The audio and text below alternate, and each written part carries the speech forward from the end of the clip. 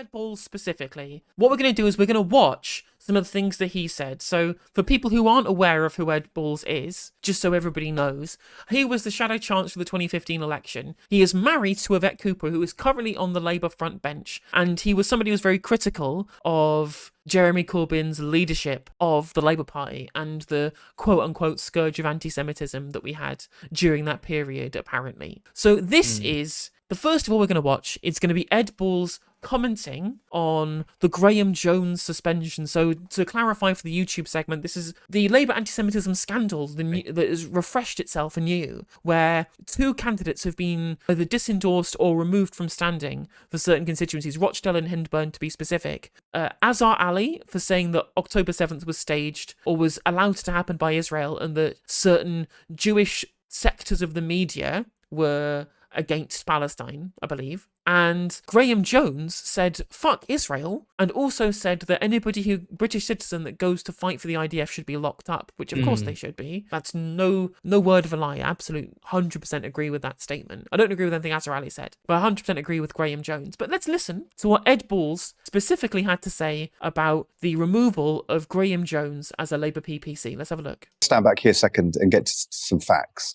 Azhar Ali said a terrible thing. Terrible. Well, the Jewish media bit was... anti-Semitic thing. And that's what he's been dealt with. Yeah. Graham Jones, I know him really well, was an MP. Yeah. He is not a Corbynite, not hard left, absolutely not Okay, why is that relevant? What's relevant about whether or not he's on the hard left or not? It's almost like chat. The anti-Semitism stuff was always specifically a weapon to factionally use against the hard left, quote unquote, and the Corbynites within the party specifically. And when people are accused of anti-Semitism within the media, you can brush that away by claiming that actually, well, they're not from the faction that's bad, so we can ignore the claims being made by the media here. I did the exact same thing. I watched that clip, but I stopped it 10 seconds in because he said the quiet part out loud. Why would you bring up Jeremy Corbyn and the left? And the disparaging way about how he's not some mad lefty is incredibly transparent, because that little sentence in of itself basically blows the whole hypocrisy of anti-Semitism in the Labour Party wide open, which is essentially, well, he's not this lefty Corbynite, so whatever he says, we will treat it with a bit more nuance, and we give him the benefit of the doubt. Now, he obviously doesn't realise he says that, but that sentence right there is so transparent. There isn't anything anti-Semitic about what Graham Jones said whatsoever in the slightest. I absolutely 100% agree. But people in the Labour Party have been removed for many offences, not even close to even as critical of Israel as that. Nobody, the Andy McDonald stuff, not even close whatsoever. Yeah. Liking tweets from Caroline Lucas or from Nicola Sturgeon or whatever it is. And you've got to remember, as we mentioned before, this person is literally married to somebody on the Labour front bench. And here he is in a position as a quote-unquote objective journalist on Good Morning Britain to spread nonsense about whether or not people can be accused of anti-Semitism or not as being linked to whether they are a member of the quote-unquote Corbynite faction of the party. He's doing, essentially, party political propaganda for the Labour Party. It makes us on the left better people than those on the Labour right, because we will come out and say, do you know what, my personal opinion is, I agree with you, that Graham is not being anti-Semitic here. I think it was a criticism of fighting for the IDF. He's talking about an army, he's talking about a foreign army and a foreign state. So I didn't think it was anti-Semitic. However, if we were the Labour right and Graham was on the left, what would we be doing, regardless of whether it was anti-Semitic or not? We would say, this is disgusting, this is, the fish rots from the head, this is Jeremy Corbyn. With us, though, we are entirely consistent. We'll call out something which is anti-Semitic, and we'll defend those who aren't being anti-Semitic, regardless of where they are on the political spectrum. Now, Graham is not on the Labour left. Yeah, I'm happy to say that I don't think he's being anti-Semitic, but those on the political right and the Labour right will not extend the same courtesy to us, because they don't care about anti-Semitism. They want to use it as political gain. They do. They use it as a factional weapon, as we already know that they have been from all the information that we have from the Ford report. It's so clear and plain as day, and this, as you say, is mask off. It's the quiet part out loud, and it's so obvious to anyone with like a functioning cortex that this is what's happening here. Yeah. But I think something, I mean, we'll get into this a bit more because obviously we've got some videos to watch, but I think that something's changed here because the charges of anti-Semitism is no longer against the left, some of it from the media is now coming towards or going towards the Labour right. It feels like there's a bit of a revelation that more people in the mainstream media maybe understand the hypocrisy here. So it does feel like a new wrinkle, because I know we've been talking about this for years. The Labour anti-Semitism issue was actually my first ever video I made, and I feel like I'm going insane by repeating it. I'm quite self-conscious that we're talking about it again, because I feel like I'm just singing from the same hymn sheet. But this does feel like a new wrinkle because it's against the Labour right, and because the Labour right have friends in the media, you're going to have people in the media go, hold on a second. Doesn't seem very fair. Now, the problem we have is either because they're so stupid or they just simply don't care. They won't then look back and see the way they behaved against the left. They will just kind of ignore that bit. But I think even journalists from the FT, somebody from the Spectator was in the replies of the guy from the FT, both commenting on the unfairness of the political and disciplinary process here, which is being interfered with by Lotto, which is against what was mandated by the Equality and Human Rights Commission's report into Labour, that Lotto shouldn't be interfering with anti-Semitism cases. More on that later.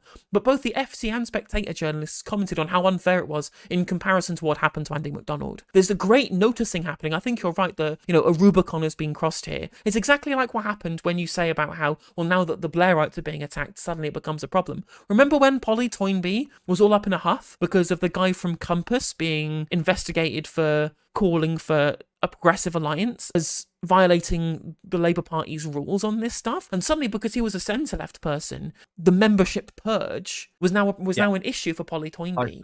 Well, that's the thing. When you, in politics, when you look at, when you engage in authoritarian acts and purging, eventually it gets to those that you consider friends. It doesn't stop. It's not an ideology. It's an intrinsic behaviour. I think that some people are naturally quite authoritarian, which I think Keir Starmer is.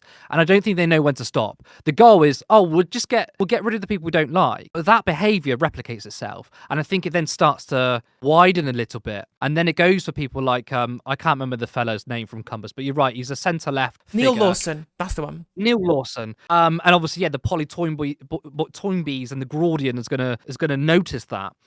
So I think it's those things that make them think twice about the current Labour leadership. But it's fine. The left have all been killed. We have suffered the casualties. We are dead in the water. And it's reliant now on attacking centre-left or centrist or centre-right figures to finally expose what this whole thing is in the mainstream. It remains to be seen whether we can actually have a bit more constructive conversation around anti-Zionism and anti-Israel sentiments. And the weaponization of anti-Semitism by the media to silence criticism of Israel. I mean, even Peston was saying this stuff. So, I mean, there might be the light might switch on in some people's heads who've been ignoring it up to this point. The Rothschild candidate who's been absolutely not anti-Israel. Yeah. Absolutely not anti-Israel. Right. In fact, if anything, on the other side of that argument, very, very deeply embedded and knowledgeable about the military. Right. I think what had happened was he and Azar Ali had been told to go to a meeting to reassure the community that they were being listened to. I don't think he was intending to send those kind of anti-Semitic messages at all. You could all imagine saying kind of expletive America, expletive France. The thing he said about the military is true. I think it was extremely unwise, but to describe him or what he said as anti-Semitic, I think is untrue. That's why I think... Let's compare this to what Ed Balls is talking about in terms of Andy MacDonald and Kate Osamore. Kate Osamore in Edmonton in London and Andy MacDonald in Middlesbrough have been suspended for saying things that, frankly, I didn't think they should have been suspended. I think Osamore's was very tasteless. MacDonald's, I don't think was. But anyway, but nevertheless, they've been suspended for what you would call lesser offences. But they've been suspended for a very particular reason, which is that Keir Starmer defined his leadership as clearing up the anti-Semitism of the Jeremy Corbyn period. And there you go. Another mask-off moment. Just Ed Balls saying there, well, actually, the thing about Keir Starmer is he wants to get rid of the anti-Semites, and they're the Corbynites. So we'll get rid of them, even though what they say is anti-Semitic. But we'll use that as an excuse to get rid of them because they're part of the Corbyn era of anti-Semitism. So it's just this broad idea that if you're a Corbynite, you're anti-Semite, that is the justification for this, which Ed Balls admits here in this clip, and not anything that what they said was anti-Semitic. Because this is about Kate Osamore and Andy MacDonald, which is both clear cases of absolutely flagrant factionalism, because nothing they said at all was in any way anti-Semitic whatsoever. There's no introspection from these people. There's no introspection for the rest of the media. And it is so plainly anti-democratic because, look, the Labour Party is the only realistic progressive vehicle for progressive change, right? They're going to be the only political party that can win power on the so-called progressive side. Purging the left entirely is such an anti-democratic authoritarian move. And then the media facilitate that. And Ed Balls is a perfect example because I can't believe it's allowed that this man was a former chancellor from the sympathetic to the Labour right. I mean, I don't know if he's hardcore Labour right as some other people. I would consider him centre right. Going on a mainstream media programme to push a particular faction propaganda. I can't believe this is even allowed. It just says the state of the country and how anti-democratic our party is and how anti-democratic our media is. Oh yeah, 100%. Yeah, you're absolutely right. Like the media response is absolutely hilarious. So let's take this tweet here that somebody brought up in my chat, but it's just too funny to ignore. So this is Michael White, used to be political editor for The Guardian, and extreme boring anti-Corbyn person. Sorry, Mike, but you're wrong. There was an anti-Semitism problem under Corbyn who attracted such people hopeless enough not to realise. Of course, self-absorbed UK Jewish activists are almost as bad. It's hard for Keir Starmer to get the balance right, and both are righteous and media weaponising it. First of all, self-absorbed UK Jewish activists. A bit of a weird dog whistle there. And second of all, what's this? Media weaponising anti-Semitism? Is this guy here? All right, can I just clarify? Is this guy trying to claim maybe that forces both inside and outside the Labour Party are exaggerating the scale of anti-Semitism for political reasons? Is that what he's saying here? Because I recognise that, because I feel like somebody else made this argument a few years ago and was then suspended and had the whip removed and has been regarded as Hitler Particles 2.0. So that's really interesting, isn't it? Apart from Twitter, I don't think anyone in the media has descended on this guy. But also, what he said, I mean, I agree with his last point about the weaponization of anti-Semitism, but that fucking dog whistle of Jewish activists. I mean, I don't remember anyone in Lotto under Jeremy Corbyn saying anything like that.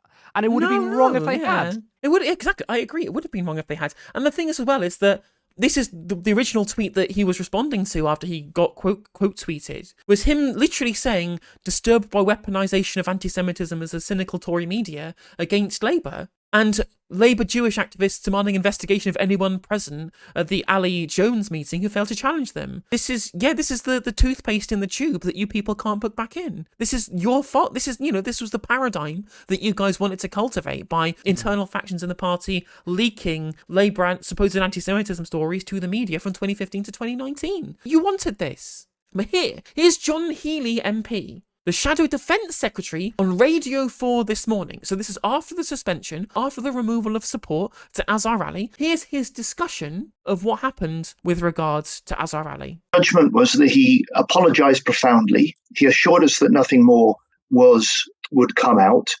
And so we kept campaigning for him as a Labour candidate. So the apologies, just to be clear to other Labour candidates and indeed to potential Labour supporters, if a candidate says something that is potentially and widely regarded as anti-Semitic and then apologises immediately for that, they can stay on.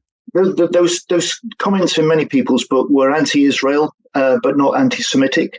And each case is unique. Look, like in everyday life, decisions and judgments are based not just on what people have said, but how they respond when it's clear that they're wrong. And he made amends. He apologized profoundly.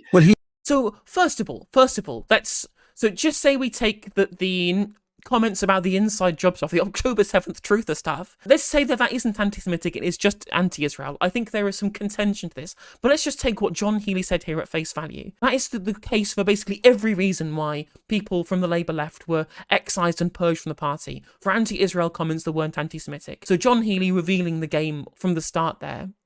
On top of that, Azhar Ali didn't just say the inside job stuff for October 7th. He also said about certain Jewish quarters in the media, which definitely is anti-Semitic. Like the anti-Semitic stuff that he really said was about the Jewish quarters of the media. And this is John Healey defending him for not being anti-Semitic after he said these things on Radio 4, as the Shadow Defence Secretary no less. Incredible.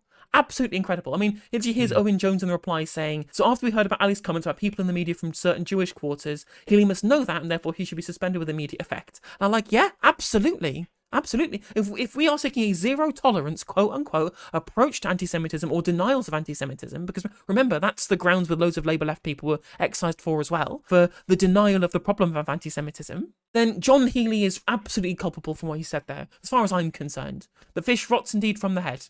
And so this has just come out today as well. This is from Radio 4 today. Actually, I didn't even see this at 8 a.m. this morning. Mike Katz from JLM, the national chair, tells Radio 4 today, the idea that somehow we are still in the bad days of the Corbyn leadership is ludicrous, following a second Labour suspension. So is he trying to say that the media are exaggerating the scale of anti-Semitism within the party for political reasons? Is this what he's saying right now?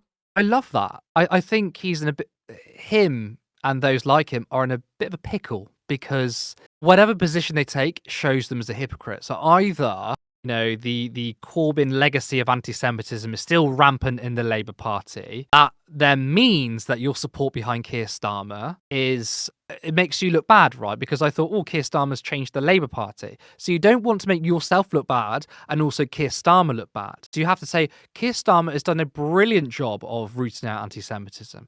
Well, then the problem with that is, how do you explain what's going on in the last couple of days? So what do you say? Well, the media's trumping it up.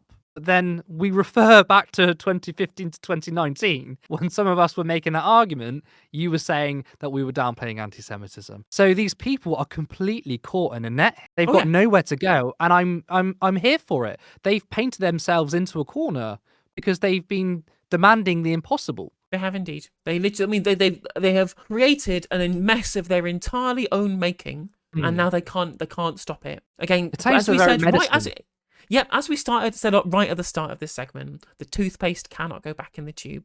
Exactly. Hey there, if you enjoyed the video, make sure that you like and leave a comment. That helps the video out in the algorithm. If you subscribe and ring the bell, it'll let you know when I go live. I stream every day on YouTube and Twitch. You can also follow all of my socials down in the description. And if you want to support me in a more financial manner, there's a join button for membership to just 99p to be a member on YouTube, as well as a Patreon, and there's some merch there as well. And hopefully I'll catch you on the next video. Take care.